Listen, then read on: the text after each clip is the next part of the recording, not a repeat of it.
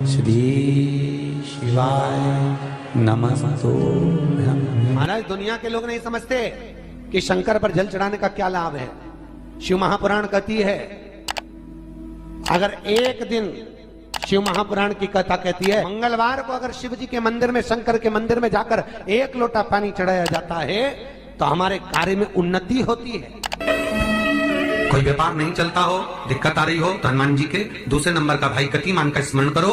हनुमान जी के उल्टे पांव का सिंदूर लाकर गतिमान का नाम लेकर स्वस्तिक बना दिया जाए व्यापार वाली जगह पर, तो व्यापार अच्छा चलने लगता है। महाराज, कोई व्यक्ति पैसा खा गया, नहीं दे रहा, बहुत परेशान हो गए, मांग मांग कर दे गए, नहीं दे रहा, हाथ जोड़ लिया, पांव जोड़ लिया, सब कुछ कर लिया, नहीं दे रहा, तो हनुमान जी के तीसरे नंबर का भाई रतिमान, रतिमान, गतिमान रतिमान, रतिमान का नाम लीजिए। पीपल के पत्ते पर लाल सिंदूर से जो व्यक्ति पैसा लेकर गया उसका नाम लेकर बहते हुए पानी में अपनी कामना कर रतिमान का नाम लेकर छोड़ दीजिए। 15 दिन में रतिमान ऐसी उतावली मचाता है कि उसको हाथ जोड़कर वो खुद फोन लगाकर बोलता, भैया तेरा मैं पैसा लौटा दूंगा। रतिमान का स्मरण किया जाता है। रतिमान, ध्यान दीजिएगा, हनुमान का एक स्मरण, पंचमुखी हनुमान का एक भाव। महाराज, जैसे बहुत ज्यादा तकलीफ अगर व्यक्ति को हो गई है, बहुत कष्टमय जीवन चल रहा है, हार गए हर जगह से और तकलीफमय जीवन चल रहा है, तो पंचमुखी हनुमान का एक शिव महापुराण का और स्कंद पुराण का एक बड़ा सुंदर मंत्र है। उस मंत्र को आप सब एक बार हमारे साथ में बोलें। ओम नमो हनुमते रुद्र अवताराय सर्व शत्रु संहारणाय सर्व रोग हराय सर्व वशीकरणाय रामदूताय स्वाहा। बस इस मंत्र को हाथ में काली तिल लेकर, एक जौ लेकर और गूगल लेकर, थोड़ा सा उसमें गाय का घी डालकर, कंडे को या अग्नि को जलाकर इस मंत्र का 11 बार 21 बार जाप कर कर अपनी कामना कर कर छोड़ दीजिए। कैसा भी रोग हो, बीमारी हो, कष्ट हो, दुख हो, तकलीफ हो, 21 दिन के अंदर वो आनंद आना प्रारंभ कर देता है। इस मंत्र, स्कंद पुराण का, शिव महापुराण का ये मंत्र मूल पंचमुखी हनुमान सुख दे। और एक और चीज याद रखिए महाराज,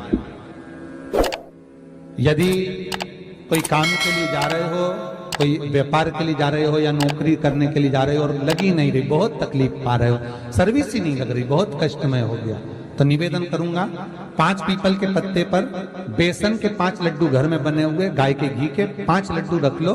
उस लड्डू के बीचों बीच एक आटे का दिया और उसमें तिल्ली का तेल डालकर इसी मंत्र का प्रयोग कर कर पंचमुखी हनुमान का किसी भी हनुमान के मंदिर में जाकर, दक्षिण मुखी हनुमान के मंदिर में जाकर उसको रख कर आ जाइए। इसके बाद आप उस काम के लिए जाइए, आपका काम सफल हो जाएगा।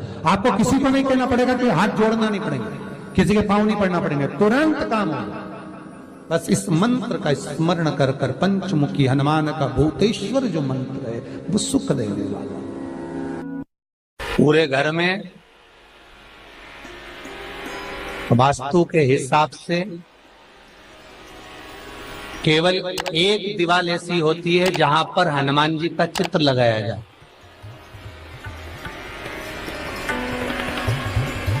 चाहे तुम पर्वत उठाने वाला चित्र लगाओ हनुमान जी का, चाहे बैठे हुए लगाओ, चाहे रामायण पढ़ने वाला लगाओ, चाहे लंका दहन करने वाला लगाओ, चाहे राम नाम जपने वाला लगाओ, चाहे लक्ष्मण को संजीवनी देने वाला लगाओ, चाहे मौन मुद्रा में लगा दो, चाहे स्तुति में लगा दो, चाहे भजन में लगा दो। हनुमान जी का कोई भी चित्र लगता है तो ना पूरब में लगेगा, ना पश्चिम में लगेगा, ना दक्षिण में लगेगा। हनुमान जी का अगर चित्र लगता है तो उत्तर की दीवार में दक्षिण को देखते हुए लगता है, केवल एक ही स्थान।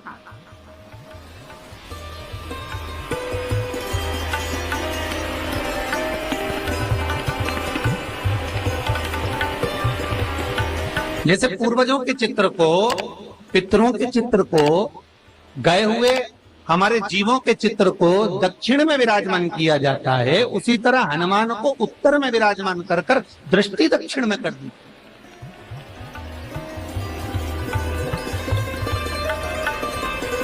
घर में हनुमान जी के जितने फोटो होते हैं उसको केवल दक्षिण दिशा में लगा, वो उत्तर दिशा में लगा बिठाते थे, और दक्षिण की ओर उनकी दृष्टि होना चाहिए, दक्षिण की ओर उनका मुख होना चाहिए। क्यों? महाराज, अगर व्यक्ति के जीवन में कोई बीमारी आने वाली है, व्यक्ति के जीवन में कोई रोग आने वाला है, व्यक्ति के जीवन में अगर कोई कष्ट आने वाला है, व्यक्ति के जीवन में अगर कोई परेशानी आने वाली है, व्यक्ति के जीवन में कोई एक्सीडेंट का योग भी बनने वाला है, तो शास्त्र कहता है वो दिशा दक्षिण से ही बनता है।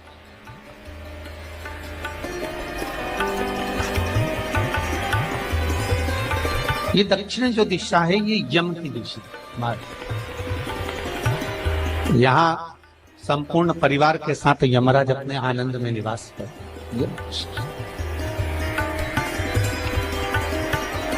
और जब हमारे घर में, हम ये नहीं कह रहे कि आप हनुमान जी का फोटो लगाओ, हम ये भी नहीं कह रहे, आपके घर में हो और आपने अगर विराजमान कर रखा है किसी दिशा में, तो हमारा तो निवेदन रहेगा, अभी तक आपने अगर जैसा रखा, पर एक बार दिशा बदल कर देखना कि रोग, बीमारी, कष्ट, दुख, तकलीफ में आपको लाभ मिला कि ना। हनुमान जी ने केवल दक्षिण दिशा की ओर अगर मुख कर हमने विराजमान कर दिया, फोटो ही विराजित किया। हम ये नहीं कहेंगे आपसे कि आप बाजार से फोटो खरीद के लाओ फिर लगाओ, नहीं, आपके घर में हो तो आप लगा दें, आपके घर में हो तो विराजमान।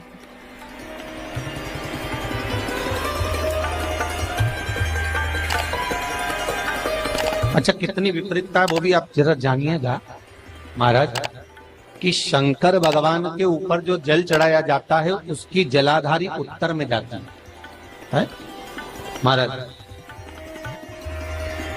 भगवान शिव का जो जल जा रहा है वो उत्तर की ओर जा, और हनुमान जी को उत्तर में विराजमान कर मुख दक्षिण की ओर कर दिया। क्यों? प्रबल दिशाओं में उत्तर और दक्षिण महाराज, ये जो दो दिशाएं, इनको साधने के लिए कोई देवता आगे नहीं। अगर इन दिशाओं को कोई साधने वाला है तो केवल एक देवाधिदेव महादेव ही हो सकता। काल का हरण करने वाला वो महान काल ही हो सकता। शंकर का ही एक अवतार है हनुमान जी महाराज, रुद्र अवतार महाराज। हनुमान जी से कहा तुम दक्षिण की ओर दिशा पर संभालिए, शिव जी कहते हैं मेरा जल जब उत्तर की ओर जाएगा तो इस दिशा को मैं संभाल, चिंता ना करिए। जो स्मरण करने वाला होता है, भजन करने वाला होता है, कीर्तन करने वाला होता है, नाम जाप करने वाला होता है, उसका भी शास्त्र विधान कहता है, उसका भी व्याख्यान वर्णन करता है कि जैसे एक दिशा के रूप में हनुमान जी महाराज को विराजमान कर दक्षिण की दिशा पर हम विजय पर, अर्थात रोग पर, बीमारी पर, कष्ट पर, तकलीफ पर हम विजय प्राप्त कर सकते। ऐसा नहीं कि ऐसा कोई रोग नहीं जिसकी दवा नहीं है, पर जब तक भगवान की कृपा नहीं होगी तब तक कोई औषधि मिल सकती नहीं, कुछ प्राप्त नहीं हो सकता। जब भगवान करुणा करते हैं तो आप रूप कुछ ना कुछ सुख की अनुभूति हो जाती है, अपने आप सुख का भान हो जाता है। तो जैसे दक्षिण का जो स्वामी तत्व है, दक्षिण पर जो दृष्टि देने वाला श्री हनुमान जी महाराज है, इसलिए हनुमान जी को उत्तर की दीवार पर विराजमान कर उनका मुख दक्षिण की ओर रखा जाता है। वास्तु शास्त्र के हिसाब से, वास्तु नियमों के हिसाब से सारे फोटो कहीं पर भी लगा सकते हो, पर हनुमान जी का अगर फोटो तुम्हारे घर में है, हनुमान जी अगर तुम्हारे घर में विराजमान है, हनुमान जी का चित्र तुम्हारे घर में विराजमान है, तो उसका मुख दक्षिण का होगा, तो रोग, बीमारी, तकलीफ, कष्ट ये सब दूर हटे। कई लोग प्रश्न करते हैं, गुरुजी आप कहते हो कि हनुमान जी महाराज शंकर भगवान का एक अंश स्वरूप है, एक अंश। पूरी शिव महापुराण की कथा को उठाकर देखिए, स्कंद पुराण को, मत्स्य पुराण को, कूर्म पुराण को उठाकर देखिए। एक बाणासुर का चरित्र और एक श्री हनुमान जी महाराज का चरित्र बहुत सुंदर। शिव का एक अंश माता अंजना के तप साधना से शिव की प्रागट्यता और शंकर भगवान की प्रागट्यता से शंकर का स्वरूप प्रकट हो। इसीलिए तो कहते हैं शंकर सुमन केसरी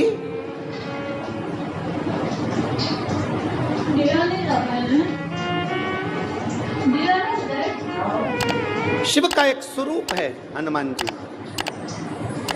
हम तो हमेशा कहते हैं अगर आप हनुमान जी का भी दर्शन कर रहे हैं तो ये अंदाजा लगा कर रखें कि आप शंकर का दर्शन कर रहे हैं। आप शंकर का दर्शन कर रहे हैं तो ये अंदाजा लगा कर रखें कि आप हनुमान जी का दर्शन कर रहे हैं। सब एक, कोई भेद नहीं, सब एक, कोई भेद नहीं। देवताओं, आप एक बेलपत्र, जैसे आप एक बेलपत्र कि ये दो जो पत्तियां होती हैं, जरा ध्यान देंगे, ये दो जो पत्ती नीचे की रहती है बेलपत्र, आगे का भाग एक बेलपत्र और नीचे की जो ये दो पत्तियां होती हैं, इन दो पत्तियों के ऊपर एक एक शमी पत्र। ये दो जो पत्तियां हैं, इन पत्तियों के ऊपर एक एक शमी पत्र और लाल चंदन ये रखकर कितना भी रोगीला व्यक्ति हो, रोग से ग्रसित व्यक्ति हो, जिंदगी में कितना ही दुख पड़ रहा हो, बेलपत्र की ये दोनों पत्ती जिसके ऊपर शमी पत्र रखकर, लाल चंदन रखकर श्री हनुमान जी महाराज और हनुमान जी महाराज के तीसरे नंबर के भाई श्री गतिमान जी। हनुमान जी कितने भाई हैं?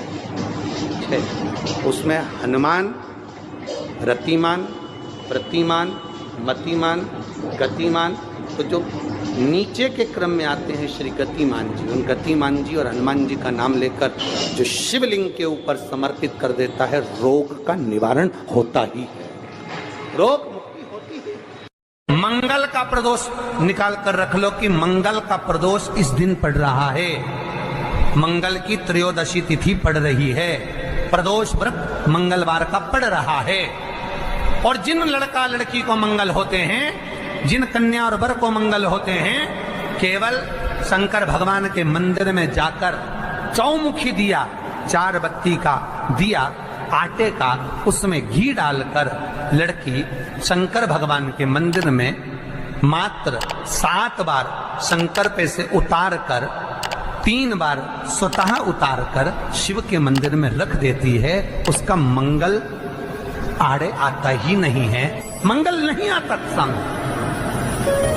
मंगल प्रदोष व्रत का इतना महत्व है महाराज। जब जिस महीने में जो